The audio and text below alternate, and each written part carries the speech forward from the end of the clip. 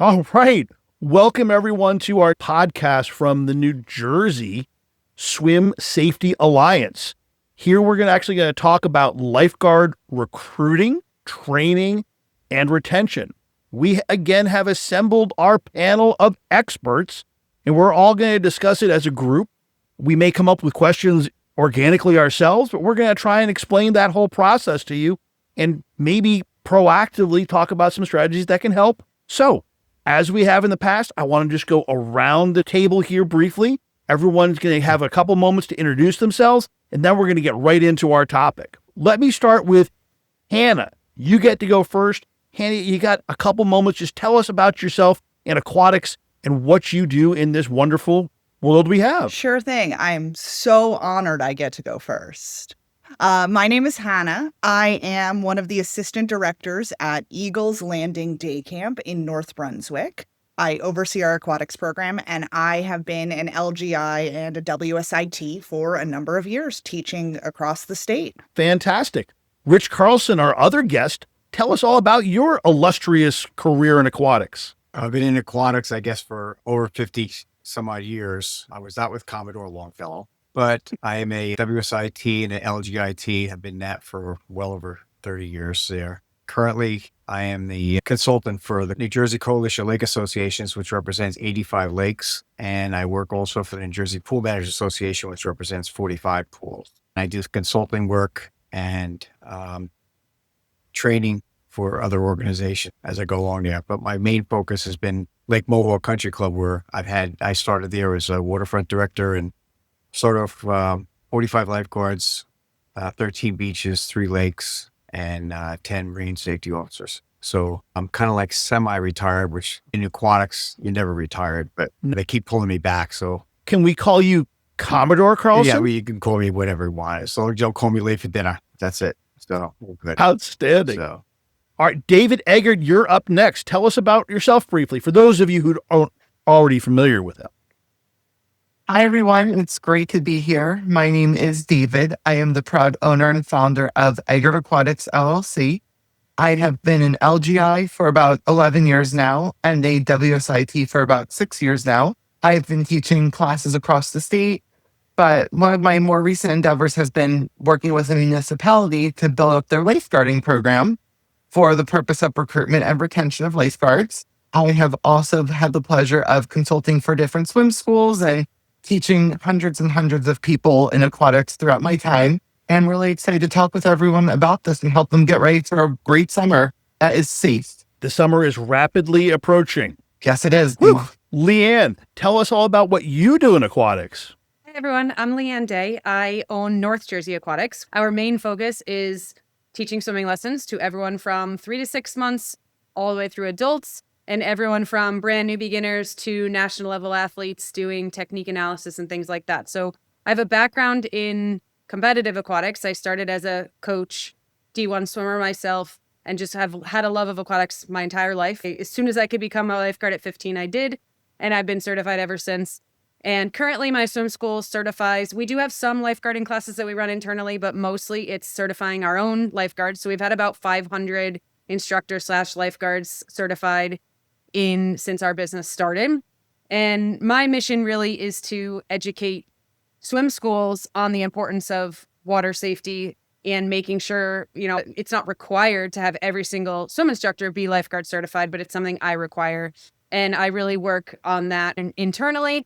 And then I guess that's really my main thing. But my goal too, through the U.S. Swim School Association, I work a lot on doing consulting with small businesses and swim schools, especially on getting their programs to grow and be safer and have better systems in place. So that's kind of me. I'm like the systems person of how can you make sure you develop the system so that your program is as safe as possible and as efficient as possible.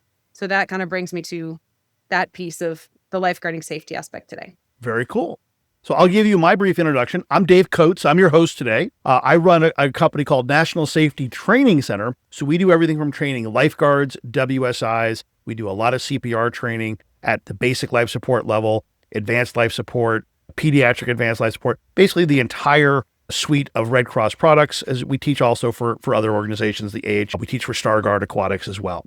So I'm very much involved in aquatics. We teach lifeguarding, my goodness, every weekend from now until the 4th of July. So it's terribly exciting. So today's topic, lifeguard recruitment and retention, is very important.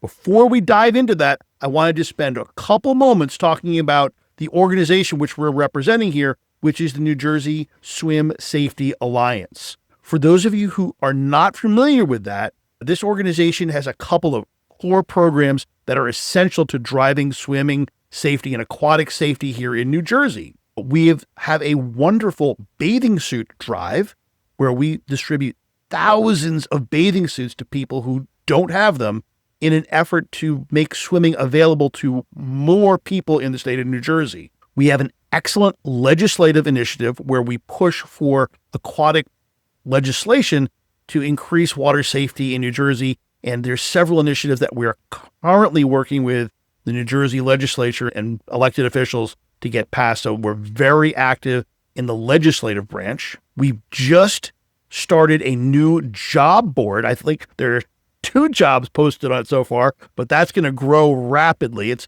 only less than a month old. We offer professional education such as this series of podcasts, and we have an annual water safety summit that we do every year, which brings in thousands of people, and we really try and get everyone involved in water safety together once a year to discuss everything that's going on. It's a big deal, and it's very well attended and frankly a lot of fun. All right. With that said, let's dive right into our agenda, which starts with how do we recruit lifeguards? We have an excellent group here of people who actually manage lifeguards for a living. Let's start with them. Rich, how many lifeguards do you hire per year? In 2010, when I took over the waterfront there, we had 60 lifeguards. And, we narrowed that down to 45. So 45 is our core. But how we get them is we started a junior lifeguarding program, and that becomes a feeder for us. In 1 year alone, we hired 11 from them, and it was right up. And we find out that the kids that are going to the junior lifeguarding program, they do a lot better in the lifeguarding class, and they make better lifeguards. From that, what happens is that we offer incentives, and we pay for their recertification. We don't pay for their initial certification, but we pay for the recertification. So as long as they work for us, we'll have our, recertification there. The average lifeguard for us lasts usually about anywhere from 7 to 8 years. We're seasonal, but it's been dropping down to like maybe 4 years now because we have internships now. Sports are starting earlier, school's starting earlier, but we have about an 80% retention rate also. We also do is we look at the school, we see what's our competition. Our competition could be Burger King. What are they charging? They're charging $18 an hour, to pay. We have to up that. There's no liability in burnt hamburger. So kids got to take an easy way out. So, we go to the schools, okay? So let's say there's 1,000 students in the school. I only need 45. So, I'm going to go looking at those and, swim teams, obviously, track, other sports, because when we hire and as an athletic team, I coached swimming for over 25 years, high school swimming. And that's where we pick our kids and we treat them like an athletic team, and it works that way. And it also includes our training program. Now, Rich, you have one really unique aspect because you guys are all waterfront lifeguards.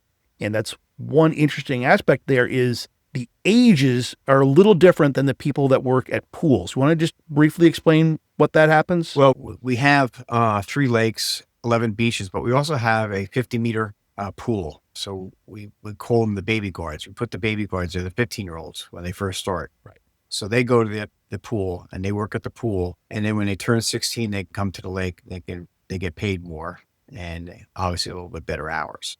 But yeah, the federal regulations, state and federal regulations, labor laws are that you have to be at least 16 years of age to guard at a waterfront. You can be 15 to guard at an amusement park or, a water park or a pool, clear bottom pool, typical pool. But anything that's what we call brown water, they have to be at least 16 years of age. And that's a federal regulation. So that makes it just a little more interesting. But you've got both the junior lifeguard program and after they get out of that, they go to the pool. So you have a real progression right, for your lifeguards, which is probably one of the keys for how you retain them so well. Yeah. Very interesting. Hannah, you're up next. Now, you have a different application.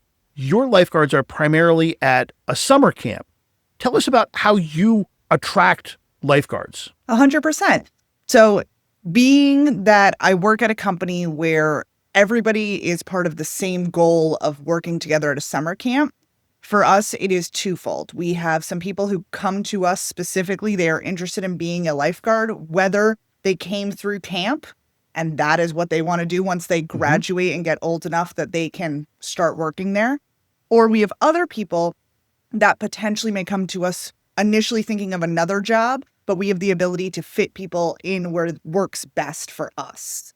So if we talk to someone and, they're really interested in being a sports instructor, but they have 10 years on a swim team, hold on, we're going to switch tracks here and we're going to start talking about aquatics, because that's where they will most likely, not always, but be the strongest. And we want that strength as part of our aquatics team. So we are lucky that we have a pool of people to work with, and that I like a pool in there. And that summer camp for a lot of, especially high schoolers and younger staff, are people think of summer camp as a first job. So we're very lucky that we pull from a lot of local schools just due to the fact that we are a summer camp and they want to come work with their friends, even if their friends aren't swimmers.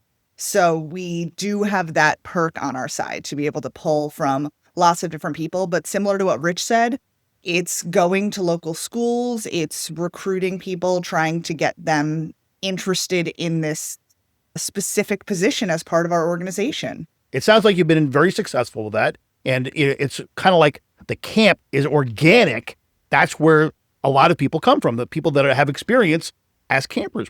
Pretty cool stuff. It is. We also definitely, in no way do I go out and recruit from other organizations. That is not what I am saying. But we have some people that work for other places as a lifeguard. And if they didn't necessarily have the best experience, namely, I was the only lifeguard on shift at a senior citizen center for 8 hours a day, and they didn't love their life. They say, you know what, I love lifeguarding and I want to keep doing that, but I want to do it in a capacity where I'm working with other people and I'm spending time with kids, and it's a little bit more of a fun environment that they're looking for, which luckily through summer camp we're able to have. It's true. There's a lot of lifeguards that are at single guard facilities, a lot of condo association pools, for example. And it's a different environment. There's not and I apologize to y'all that we didn't add someone to this panel for that particular specialty, but it's a different kind of lifeguard recruitment process, be it as it may. Leanne, you're next. Right. So you not only recruit lifeguards, but you get swim instructors in the mix as well. Tell us how you do that kind of recruiting. So being a D1 athlete, being a swimmer my whole life, everything to me is super competitive. So I run my program like we are the top team and we always want to win. And what does that mean? A lot of it is winning at your job and being great at what you do. And also the recognition of what you've done to make our team stronger. So this is in general in staffing, but in terms of recruiting, I actually do a lot on Facebook. And I would recommend this of anybody that is having to hire for anything, to be honest. But there's a never-ending supply of mom groups out there, the Roxbury moms and the Denville moms and the Parsippany moms and whatever else. There's also a lot of garage sale sites, and you'd be amazed at how many people are randomly looking at those. Like, it doesn't even matter what groups you're in, but if you are targeting and trying to find staffing for the Denville, Parsippany, Morristown area, get yourself into those groups and start posting, because usually the moms in there are the ones telling their kids that this looks like a great job. And then how do I recruit them or how do I make them, catch on is really what is in that post to tell them that you're going to get rewarded here. You're going to get raises. We have a very, very strong raise program. They get $1 raise the second they pass training, which usually takes about 6 weeks and includes lifeguard training and instructor training. And then they can get 4 raises a year up to $1.50 each time. And for anyone out there that says they can't afford to pay their people $6 more in 1 year, I encourage you to realize how expensive attrition is versus retention. And if you really do your numbers on how expensive it is to keep someone versus lose someone, you can realize that offering raises, and that doesn't even need to be a lot of monetary things, but recognition for hard work, recognition for safe work goes a really long way. And I think the population today is looking for that. If you don't, that they feel, I've been here 3 months. It's to them, that's 3 years, right? In our world, we understood that like you had to work hard for a really long time to be recognized or get raises. Today's population is looking for instant. So we really work on that. We give little staff gifts, anything we can do to incentivize great work, and it's immediate. So if someone does a great job at the pool, started instantly, whether it's tokens, we have a token program where they can then use their tokens to buy prizes. Anything you can do once you get them in the door. But I think the number one thing getting them in the door is finding access to local moms who have kids that need jobs. And every single day, there's countless posts of, I need a job for my kid for the summer. We really encourage lifeguards to work full year round because our swim school runs year round. So we also require lifeguard certification as part of our swim instruction. We do not use WSI. We have our own program we've developed, but we automatically guarantee that every person will get lifeguard certified as a part of that process. And then hopefully we're indirectly helping. A lot of them do go out and work at the lakes or the pools in the summer and still be able to work for us as well. So hopefully we're helping the population of lifeguards in our area to have more guards for everybody else as well, in the summers. But that, I would say that's my number one, really, is getting out in the community, right? And right now, social media is the best way to do that, but certainly you can get involved in high schools. I also will say that my number one source of new instructors is the ones they already have. Referrals. Create a great environment. They all tell their friends how great it is to work there, and then they bring more people in. So we have a referral program as well. They do get paid a bonus when their friends pass training. So that is a little bit of an incentive. If we're really in trouble, we run sort of contests. The competitiveness in me, you gamify everything and kids love it. So whatever you can do to gamify lifeguarding. One job we had in the summer was we have mornings at some outdoor pools that we've started to get some contracts for. So for those, if you work all 24 mornings of the summer, there's bonuses involved. Things like that. So whatever you can do to make the job a little bit more fun, but also put a number on it. Today's kids also just want to kind of work whenever they feel like working. So if you can make some sort of reward system to have them realize you have to work Monday to Thursday for morning lessons or whatever it is, that's also going to help you a lot. Fantastic. Great insights. And I think you skipped ahead to my conclusion. It's easier to retain them to recruit new guards. So that's a foreshadowing, let's call it. Yep. Eggert, tell us how you focus on recruiting lifeguards. Is it different or is it the same? So it's definitely similar to what everyone has shared. So I own a swim school. I manage a pool for a municipality. I've worked with other organizations, and I would definitely say money talks and incentives talk. Recruitment is definitely a struggle, but once you get them in and can retain them, that's your best friend. Like Leanne said, the Facebook pages have done wonders. I found my aquatic director for my swim school that way, who's helped with the recruitment process. And she's a mom of 4 kids, and her kids' friends want jobs. And it's really it's been a ripple effect, which is great. From the municipality lens, we had to really create systems to recruit lifeguards. Before I started, there was no pool manager. And we were, I think, at 3 lifeguards for a pool that was open 6 days a week. And in the summer was open about 60 hours a week, 6 days a week. So a lot. That's rough. At the time, this was before COVID. I said, we really need to figure out a way to get guards in the door. But in the area where I am, lifeguard training was expensive. And there were many programs and many employers and just lots of hurdles in our way. So when I became an LGI, we actually offered free lifeguard initial training if their parents would sign an agreement that they would work for an entire year. So that actually got us from 3 guards to about 8 guards, which helped. And then before COVID, we were actually at close to 20 guards. So we went from 3 to 20 guards with the right systems in place. And it's going to look different for every organization. So I would say for anyone looking to recruit or retain lifeguards, just look at what systems are in place, see what they're looking for. Is it bonuses? Is it flexible hours? Is it adaptable around sports schedules? We have many lifeguards that work year round that are athletes in the spring, so they can't work more than a day per week in the spring. You know, I would rather that day a week in the spring than nobody for the whole year. So I'd rather be flexible on that end. And I think employers need to look at that. And I think they are since COVID and since other jobs have become available. But I think there's still work to go in terms of recruiting lifeguards from certification programs, looking at the Facebook pages even more closely, like garage sale pages, like Leanne said. So really getting creative with it. Outstanding. Now, I want to just focus on one thing that I think it's a common theme you've all mentioned lifeguarding, it costs money to take the classes. Both the initial class is expensive and the recertification process. And you've each said that you would pay for either the initial class or the recertification process. One of the other strategies that I've seen that's successful is they won't necessarily front you the money for the class, but if you last the entire season, they will pay for your training. Something like that. Have you guys, I guess let's have a quick discussion. Do you pay for their training up front? Do you pay on the back end, or do you just pay for their recertification process? So just quickly around the horn. Rich? We only do recertification. Fair enough. Hannah? So we pay on the back end, like you said. But for us, very much, we run for 8 weeks. That is camp. We have events before and afterwards, but the bulk of my staff, I don't just need, but I need for those 8 weeks. So what we do is if you stay with us for 8 weeks, we will reimburse you at the end of the summer. We've been burned before. Great incentive. We've been burned before by paying up front and then leaving to go somewhere else to work.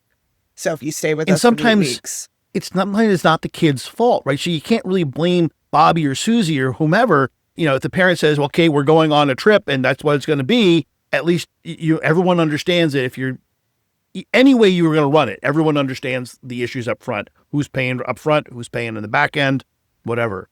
Leanne, how do you deal with payment for your staff? We've tried it all of the ways. And what we've settled on now is that they pay $200 for a full certification. So roughly half what it would take to be somewhere else. We actually partner with a local life company that certifies lifeguards as their sole or main business, which helps a lot. To be honest, I can run them internally, but logistically is harder. So we partner with someone else and basically he comes in and runs a class for us, or my guys go there, but they get the class for $200 as an incentive if they have been here long enough. And a lot of times I measure it by how many total hours they worked in the year and not necessarily how long they've been here.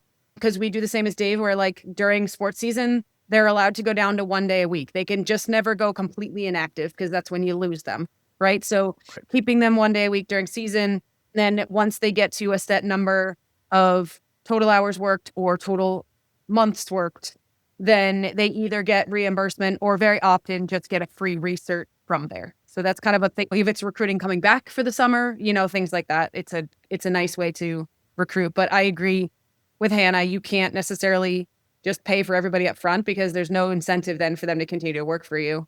So that can be a problem. But as we all know, one of the major barriers to lifeguarding is price. So the better we can do to get people in, the better. One also little thing that I like to say is you don't have to be a swimmer to be a lifeguard, right? I think everyone looks to like, where's my swimmers out there? Where's my aquatic people? And my best instructors might have struggled to take the lifeguard class at first, but they are my best instructors because they weren't super incredible swimmers to begin with. So think outside the box. Don't just advertise that you need swimming people. Advertise that you need good humans and good people to help build your culture. And then from there, I can teach them to get stronger in the pool. Even if they come in for an interview, I also was burned by this in the past where they come in and say they want to be a swim instructor. And then we realize 3 months in, they can't swim. I don't know how they got away with that, but it's happened. So now we do the lifeguard pre-test as part of their interview. Now I know ahead of time their strengths and weaknesses in the pool. If they need it, we actually provide swim lessons, swim instruction to the instructor as they're learning to be an instructor. So that has increased our pool of people that can help us by realizing that you don't have to look narrowly for who you need. You just want someone that's going to be reliable, show up, and take safety seriously, really. Yes, please. All right. Focusing back on payment. David Eggert, do you pay for their stuff up front? Do you pay for their research? How does it work in your organization?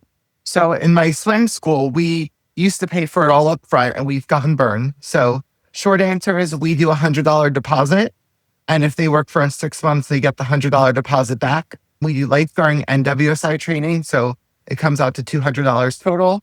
After 6 months, if they stay with us, we give them the deposit back. Because a little bit of a hybrid. So There's not one solution that works for everyone. Everyone's got a little bit different take on it. And, it's all flirting around the same topic.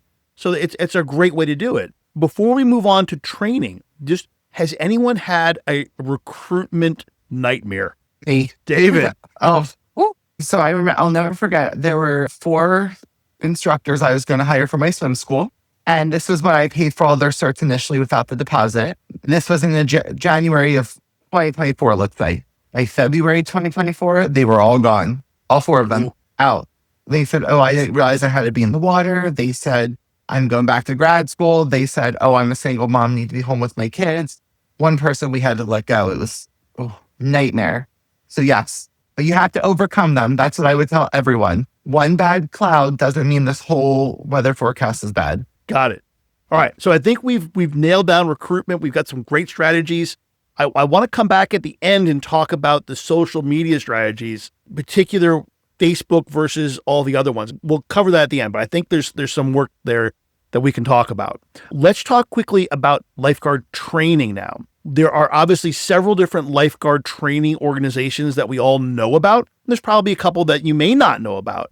Rich, which lifeguard organization do you primarily focus with? Probably Red Cross. But then use that for a basic certification and for a recertification. But during our in-service training, we do a hybrid of stuff that I get from USLA, YMCA, Starguard, Okay. Take the best of all the approaches and use them for in-service. That makes a lot of sense. But your certifications are through the American Red Cross. Correct. David Eggert? We use the American Red Cross as well for everything.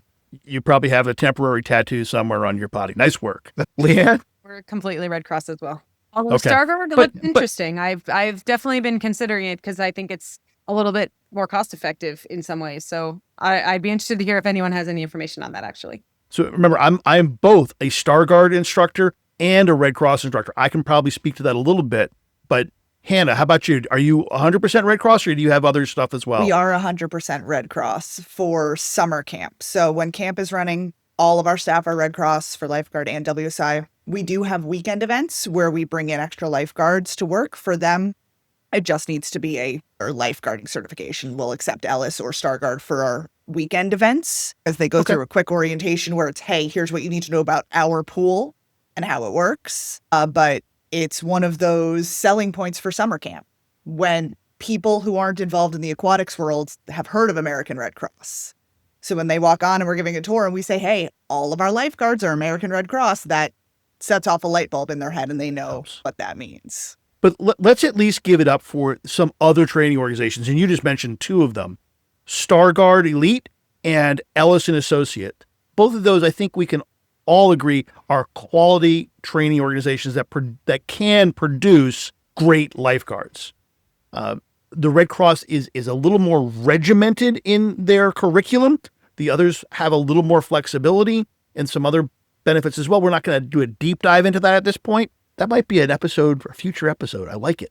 Those are at least a couple quality organizations. Are there any other quality organizations that you all want to mention? Rich, in particular for waterfront, how much do you interface with USLA? I attend the USLA conferences and I subscribe to some of their training programs. And what I do is I'll take some of the things that we can use. An example would be 2 years ago, I brought back to our lake go rescuer making 3 rescues with one paddleboard and a rescue tube. So we train them in that. We do rescues without equipment. We still train that. This is in service though. Rescues without equipment. There's sighting and cross bearing. We use that from USLA. YMCA, we use some of their rescues. All right. Starguard, some of their deep water rescues there too. So the organizations are all very similar at their core. Right. But they have some differences that can be valuable, especially when you're doing in-service training, using all those things, giving the lifeguards a bigger toolbox. More tools in the toolbox. Advantage. That's the whole the hot thing. More tools in the toolbox that they can use it. And the thing is that I always teach them like at least two different ways, because the first way doesn't work, the second way. It's been our pretty much our model the whole time. If A doesn't work, you better have a B plan or a C plan. So because whatever the plan is, whenever the things go wonky, it's going to get interesting. Right. So we've also covered specifically the importance of the initial training, and that people need to know how to swim to be lifeguards. Didn't think we had to say that, but we do. And several of you have also mentioned the importance of in-service training. David Eggert, tell me about in-service training that you do and why it's critical to your business. Sure. So we do monthly in-service training, and we do that for a few reasons. First of all, safety is our top priority. My theory is we're going to train for the worst case scenario and hope it never happens in real life. And that may look like carrying people down a pool deck. That may look like CPR on a backboard with a mannequin. It looks like a variety of things. But it also builds community. So I think a lot of the lifeguards and instructors that don't get to work together regularly or are at different locations can meet up once a month. They can talk, they can catch up, they can realize how to work with diverse work ethics and styles. And also, if there are any updates with the Red Cross that has come out with many updates recently, as well as if there are different teaching techniques out there, we like to just review a lot with them. So 1 month we do a safety training, 1 month we do an instruction-based training. 1 month we go back to safety, then we go to instruction. And it's planned out typically a year in advance, and the instructors get a newsletter once a month with dates 3 months out for their purposes so that they can block off the time and all of that. I didn't know when the training was. I can't possibly attend. Oh, I can't The dog tell you ate how my many times I heard homework. that. The dog ate my homework. My car won't start. Oh, I forgot I'm going to lunch with a friend. Sorry. Yep. And that, for us, their attendance impacts their raises that they get with us. Got it. And how about you? How do you handle in-service training? So again, we have a slightly different model since we have a very condensed season of only 8 weeks. Mhm.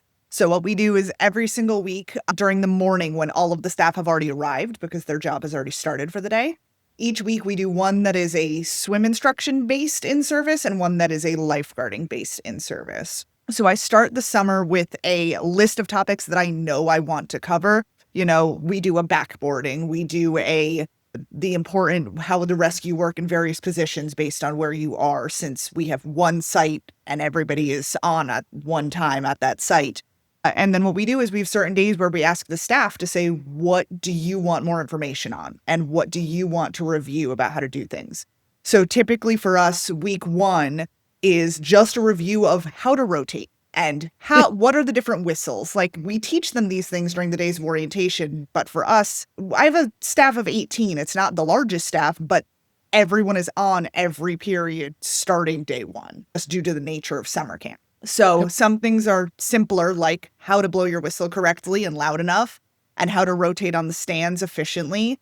Last year, we had our staff ask, we have a water slide that lets out into 4 feet of water. So if we have second graders swimming, I have a guard in the water with a tube, just as a safety precaution. They said, can we review the safe and also appropriate way to catch campers coming down the slide? We said, not a problem. We got in the pool and we reviewed how to catch kids coming off the water slide.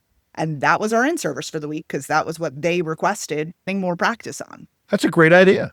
So that's Rich Carlson, thank you, Hannah. That was great. Rich Carlson, you have a unique environment as well with the waterfront aspect. Anything you do particularly differently with the waterfront issues? We train every day. What happens is that we have every 2 weeks, every second Sunday, well, every other Sunday, we have our everybody comes together. All 45 lifeguards come together for a joint in-service training. And we'll go over a lot of topics, different things, deep water backboarding. We'll go over riding sailboats. We're a big sailboat lake. We'll have the ambulance come down. We'll work with the EMS so that they can see what we do before they get there. Training, first aid, oxygen administration. And then what we do is during the week, we'll have drills. And well, our supervisors meet every morning. And what happens is that at the beginning of the week, the supervisors will pick one skill for the whole week.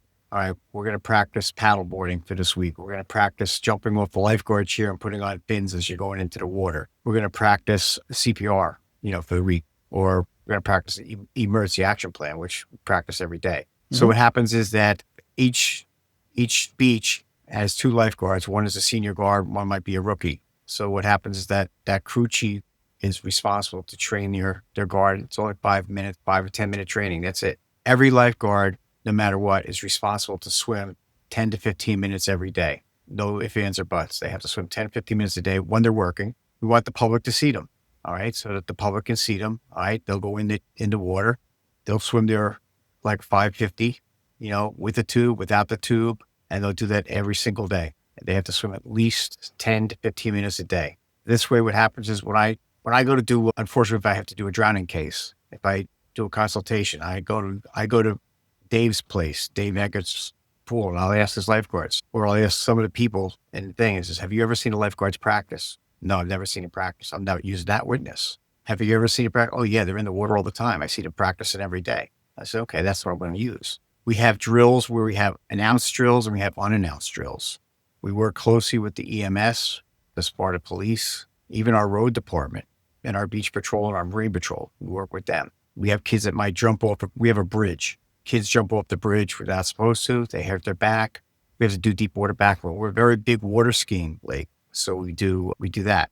We do deep water backboarding with water skiers. We use it with the vest on. Now, we did this by trial and error, and we tried them over again. And every year we improve this, and the lifeguards come up with the better ideas. We take our policy procedures and I give them to our senior guards in January, February before they come back from college. I say, okay, what works, what doesn't work?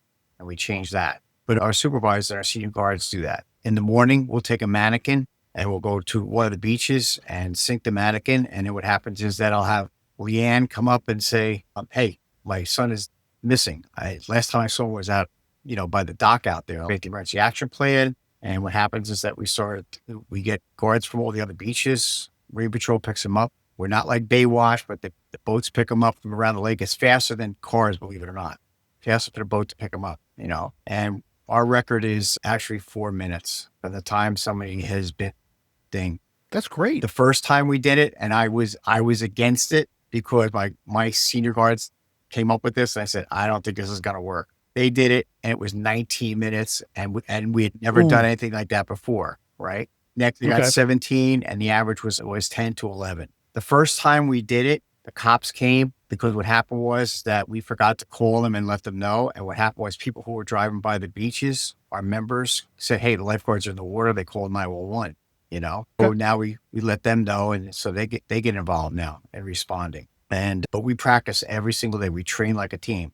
So, and it's good because the senior guards take the little ones, I keep killing the little ones, the rookies under their wing, and they train, and we move the rookies around so they get to work with every single senior guard. They work around all the different beaches and all the different guards, and they train like that. So it works for us. I mean, we do a lot of in-service training, and we open up our in-service training to other lakes. So other lakes will send their head guards or their senior guards down to us, and then they bring it back to theirs. That's great. So, I mean, definitely a waterfront is a different environment than a pool. Right. A pool is very simple. We can all see the bottom. Right. It's a fixed body of water. We're not worried about surf, boats, water skiing. You have a much more complicated evolution, which probably is why you're driving considerably more training than what is prescribed legislatively, or not legislatively, but by the National Aquatic Code, 4 hours of training every month. Right. I want to get to Leanne because I'm guessing Leanne's training might involve some type of teamwork and competition. Yeah, I think in general, we're dealing with a much smaller environment than any of the rest of you. I might have a pool running that only has 3 employees working and a total of 6 kids in the water at a time. But then we also have 6 lane pools with 50 kids in the water at a time. So we do location-specific scenarios a lot because it's so different. And a lot of our teachers, the way I've kind of modeled my business is that the teachers share the locations. So you might work at 4 out of our 6 locations, and they're completely different in terms of where all the equipment is or what are the issues, right? Like, what are the problems with that specific location? So we do training. We have a mandatory Zoom training every single month as well to just go over safety protocols and things like that.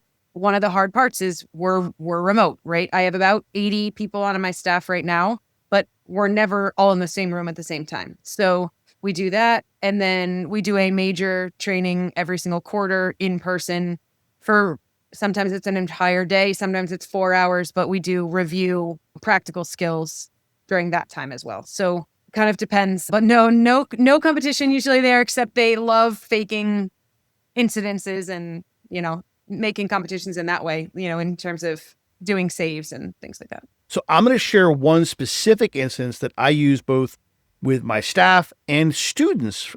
We use a specific CPR mannequin from a company called Lairdall. It's the Q CPR mannequin. So the mannequin has Bluetooth connectivity, so we can take that mannequin, put a team on that mannequin, and we can measure in a 3-minute scenario how deep the compressions were, the average rate of compressions, the quality of the breaths. Were they too shallow? Were they too deep? So we can actually learn the chest compression fraction, The whole system gives you a score.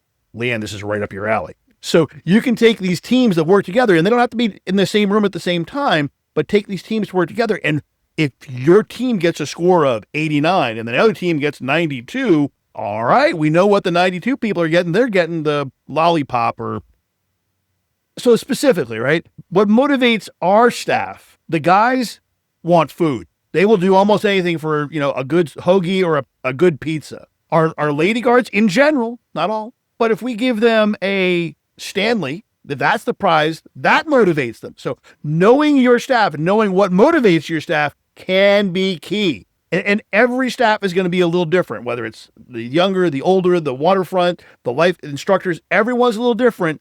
Know what motivates your people, and that may be key for your level of success. I say, hey, we wanted to win last time we did a research. We were definitely in teams with those mannequins, and we wanted to win and get the highest score. Yep. So, that's just one cool thing you can do. There's countless others, but if you can find a way to make that training fun and competitive, I think we can all agree that makes everyone want to do it more. We have what we call a man overboard drill. Marine Patrol, I'll get somebody else to drive by and drop a mannequin, and not a mannequin, but a buoy over there. The lifeguards have to activate the emergency action plan. One guy starts either with a paddle board, depending on how far out they are. They can swim with paddle. So if it's past their swim line, they have to paddle. If it's in their swim line, they have to swim out to it. And what happens is they want to know what their time is. We'll time it, and then we'll post it on, we use social media. What we do is not social. Well, we email the kids every single day. We'll send out, beach day today. They got this, or, this beach kept their beach clean, or they had an incident, this one, or Dave Eggert had his first rescue today. Let's hear from Dave, like this. And they get the shout outs. And God help me, if I didn't put that out, if I missed one day or something like this, I swear to God, Coach, you didn't shout me out. It's just, all right. So I got to make it double. So I'd be up until if I go to bed, I got to put it out. They wait for this stuff.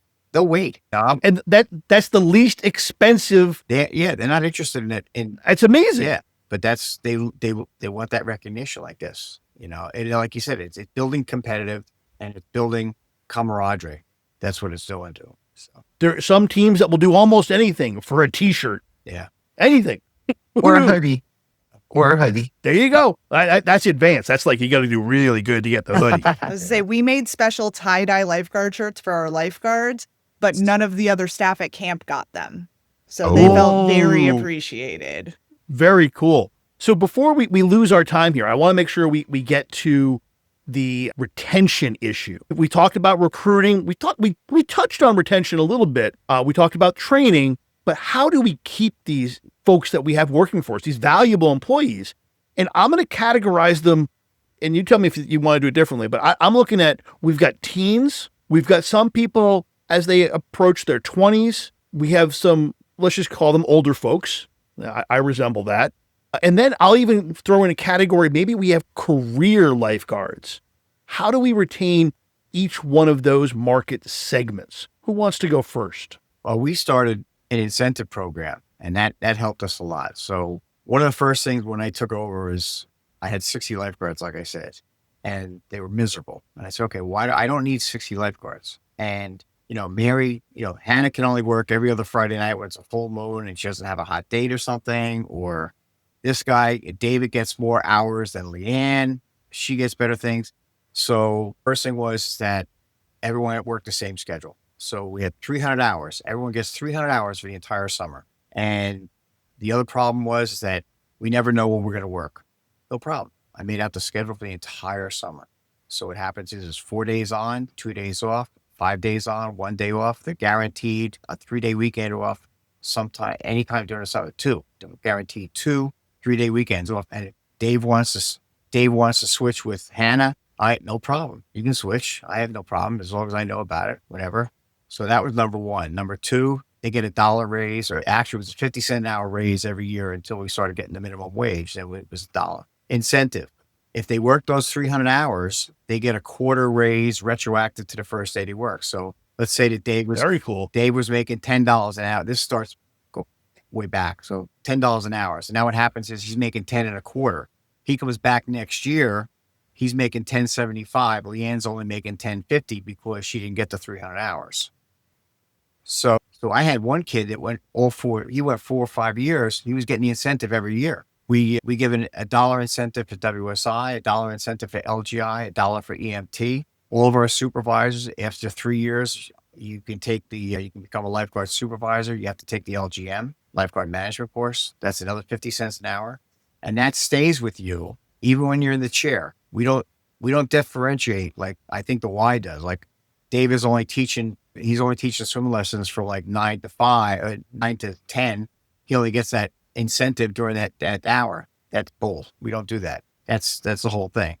So as long as you're teaching for us, that's it. And we pay for your recertification. So very good. Right. So I mean, basically, you're using money as the incentive to help retain people. Not a bad way to go. Yeah. And every credential they get is additive. Correct. So pretty cool stuff. Yeah. David Egger, you're next on line on my screen. So hit me. Right. So the biggest thing for us is we make them feel like they matter. So we talk to the staff. We say, what do you want? Do you want to do like trivia for our in-service team? Do you want to be recognized this way? Every staff that comes on board with me, they have to fill out a get to know you form as part of their onboarding paperwork. It says, what's your favorite candy? Where do you like to shop? Where would you go for like fast food or favorite place to eat? You should see some of the responses. What's your shirt size? What do you like to do for fun? All that stuff. And then what happens is when they do something really great, like randomly we'll give like Starbucks or Dunkin' gift cards throughout, but randomly, like I'll leave a very specific gift with their favorite candy, a gift card, and their favorite drink. And they're like, well, you actually read them. And I think the fact that they realize that like, not only am I having you do it, but I'm taking that and saying, this is how I'm showing my appreciation goes a really long way. I think when people feel like they matter in an organization, they're going to stay longer naturally. So basically you're working on I'm trying to put this the right way. Everyone matters. Everyone matters. And you're working on their feelings. You want them to feel like this is a team and a family and they want to come back. Yeah. I want them to have fun when they're at work. I don't want them to feel like, oh, it's work, another day at the pool. Like I want to be like, I'm excited to see my swimmers. I'm excited to check in. I'm excited to jump in the pool when it's a little colder than usual. Like, yeah, let's do it. Well, they'll have the work thing for the rest of their life. So while they're with you, they're going to have fun. That's right. I like it. Don't forget it. Leanne, you're next up on my screen. So I do a lot of speaking on developing culture and creating a team that never wants to leave. And I think you guys have all touched on a lot of this already. But number one thing is creating some sort of incentive program. There are apps and things like out there that can handle it as well. But very simply, at first, we had a program where every time you sub for somebody else, came in on your day off, whatever you want, whatever you're having trouble with, right? So we were having trouble finding subs. We were having trouble even having people be on call in case there was a last minute problem. So we assigned point values to everything, and they can earn the equivalent of Visa reward points, right? For all the different great things they do in the company. And then they collect those points. There's a general contest. So whoever gets the most points for the quarter also is given out a cash bonus. But then anybody with points can trade them in for gifts. So they could trade it in for Starbucks. They could trade it in for Uggs. They could trade it in for whatever, depending on how many points they have. So that's been a really, really big one. And I always encourage for business owners, if you don't have a huge budget, make it $5 gift cards to start out, but some sort of earning where they can earn points and get gifts as a result. So that has been a major thing for us. And I think any sort of recognition, right? Just shout outs. We shout out every time a parent calls and says, Jack did so great at work today, or Jack did a great job with my student. They get rewarded for that. So reward that great behavior and reward being a good teammate. And everybody else will want to be a good teammate. And the really coolest part is that at this point, I don't have to police the culture. Because when someone's not doing what they're supposed to be doing, or when they're being a pain, or when they're being lazy, or when they're not doing a good job teaching, they have an EOD report they fill out every night and a day. 5 minutes or less, I tell them it should take them 30 seconds. But tell me what happened today that is your proudest moment, and is there anything I need to know? And at that point, they can put in there if we do have any issues. So we kind of can get rid of issues right away as well. So it's kind of working both ways. but they also can recognize each other. So in those EODs, they can recognize each other and reward points to each other. And it's funny, you'd think they would just give each other gifts all the time, and they don't. They really take it seriously, and they reward the people that deserve it. So it almost works without the leadership having to force it, which is really exciting. You've generated an awesome organization. That's fantastic. A mature organization. I like That's it. sure, because 15-year-olds today, I feel like I'm old all the time by saying things like that, but it's just very different. And I feel that if we can encourage them, I want them to leave saying this is the best job I'll ever have, but also that they've become the best employee. So that hopefully they go out in the world and understand what it's like to work hard or work well within an organization. Terrific. I saved the best for last. Oh, wow. No pressure. So I know I mentioned earlier about these special tie-dye shirts, which everybody loves to get something special and unique. But we also try very hard to include the lifeguard and the swim staff just in general as part of our camp staff. So again, we have a very condensed season. So we proactively plan for staff appreciation and staff get-together nights every single week, just as an opportunity for them to collaborate, get to know each other outside of work. So during the week, we'll do little staff appreciation things. Again, understanding that money is definitely a consideration for things. It's not something that you can just push off to the wayside. But, we serve ice cream at camp. So we brought in special ice cream and sprinkles for the staff only. With sprinkles. I know, Nice. and sprinkles. And then this campers get jealous because they're like, wait, why are the staff getting this? And we can say, because the staff are amazing and they're so great at their job. So every week we do different staff appreciation little things for the whole staff, as well as these staff nights. And then we also, similar to what Leanne said, is we do shout outs between the staff. So we have the ability for anyone on site, especially our leadership team, but anyone, if you see another staff member doing something that it could be something as little as like, hey, you took a minute to help a kid tie their shoe on the path. And it wasn't your job. You didn't have to do that. You didn't have to stop. We have cards that they can write just for a little shout out. And that way we get to give them to the other staff. We hang them up in our staff lounge so everyone gets to see them. So it's little things that aren't necessarily, getting a new Stanley, for example, but it is little things that to mean a lot because it's coming from their fellow staff members as well as from the leadership team. Another interesting thing, which I'm sure anyone who has a swim school also sees this, is we have a lot of parents that work for us because they have an incentive to get their kids to summer camp. And if you're a staff member, you have discounted or free summer camp as just part of the package of working with us. So I have a number of parents on staff that love coming back because their kids love camp and they love being here and getting to see their kids and getting to interact with them over the summer, and they get paid. So, it's a win-win-win for everyone. So I'm going to try and wrap this up quickly here and then have one more last word. Leanne, I'll have you let you have the last word on anything I missed about the New Jersey Swim Safety Association. So one of the things I wanted to mention here is that we create somewhat of a sorority, whatever that's appropriate. It's a networking group.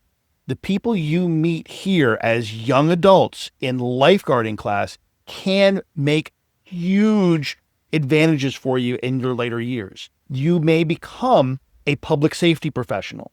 You may become a medical professional, all based on becoming a lifeguard in your teens. And that is not something we should take lightly. And by facilitating that networking process with our staff, it really leads to making it a cohesive team, and not just the current staff, but the staff that have kind of graduated. And it also helps people bring up new staff. So it's just one other way that we have found people want to be here and they enjoy the benefits of this training and wherever it takes them in the next part of their lives. So that's just what I wanted to wrap up. So, hey, this has been a great hour. Lifeguard recruitment and retention. Let's just give a quick shout out again to our sponsor here, Leanne. It's all you. All right. So the New Jersey Swim Safety Alliance, just a few things about us. We formed during COVID initially with the idea that all of our different businesses, swim schools, lifeguard certification programs, club swim teams, college swim teams, all of us were shut down.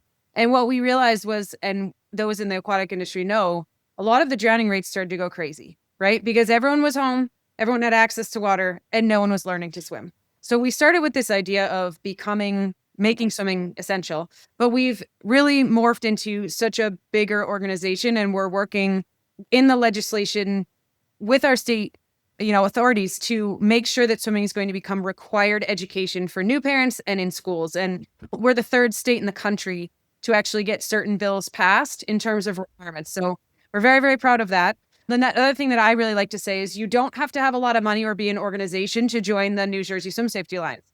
We have individual memberships that are $50 a year. And by being part of that, there's a lot of things you can do. You can also just have a bucket at your pool, wherever you have a pool, a box, a bucket, and collect swimsuits and goggles, because a huge barrier to swimming lessons is lack of equipment.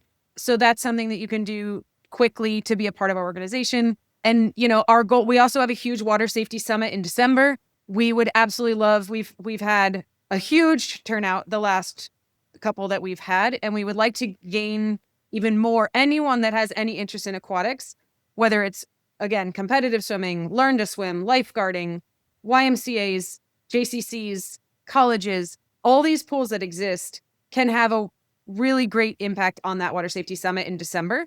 So we'd love to have you reach out to us and get on our mailing list so that when all the details come out for that, it is something we would love to have you there for. So good to mention the New Jersey Swim Safety Alliance. Our website is njswimsa.org.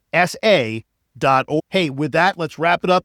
Well, I want to thank our guests, Rich and Hannah. Thank you very much. Board members, Leanne, David, and myself, your host.